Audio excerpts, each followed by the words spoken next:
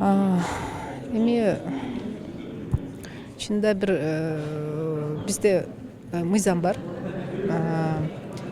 Персонифицированная информация деп. Негизи может ал кыздар өздөрү макулдук бергенби бербегенби мен билбейм да.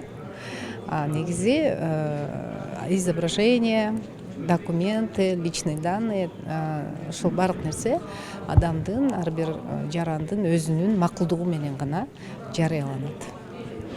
Демек, ал жакта ал кыздардын макулдугу болушу мүмкүн, ыктымал деп атасыз да?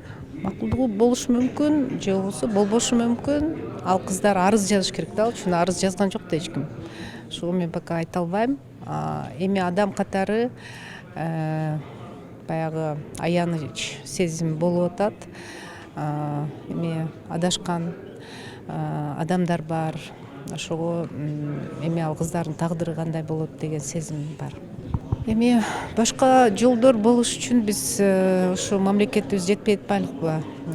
Окуу деңгээлин көбөйтүрүшүбүз керек, билим деңгээлин, экономика деңгээлин көтөрүшүбүз керек, тарбия деңгээлин көтөрүшүбүз керек, ыйманыбызга көп үйрөтүшүбүз керек, идеологиябызды түздөшүбүз керек. Ошол жака эми Кудай буйрса баратабыз деп ойлоп атам. Бирок бул азыркы болуп аткан көрүнүш, ушу сойкулуктун аябай көбөйгөнү, бул биздин ыйманыбыздын жоктугу, үйдөгү баягы трагедиялар да, ата энесин укпаган, же ата энеси туура тарбия бербеген, же болбосо акчаны өтө бийик коюп атабыз да, баягы уяттан дагы, абирден дагы акчаны бийик койгон да. Анан кийин ошол кыздар негизи бул колу буту соо кыздар да азыр абдан иш көп. Кыргызстанда баарыңыздар билесиздер, ишти тапса болот.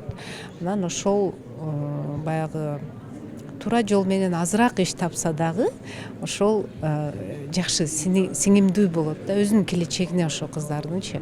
Анан өзүнүн келечегине балта чаап туруп, мен ушул убактылуу бир болбогон ал деле акча, эмне бир кийим кече, тамак ашына жете турган акча үчүн алданып, өзүнүн келечегине, тагдырына, психикасына, психологиясына, кийинки өзүнүн үй бүлө куруусуна өздөрү балта чаап атышпайбы ошол кыздар? Ошону түшүнбөй атышат. Түшүнбөсө бул биздин мамлекеттин дагы трагедиясы, үй бүлөлөрдүн дагы трагедиясы да.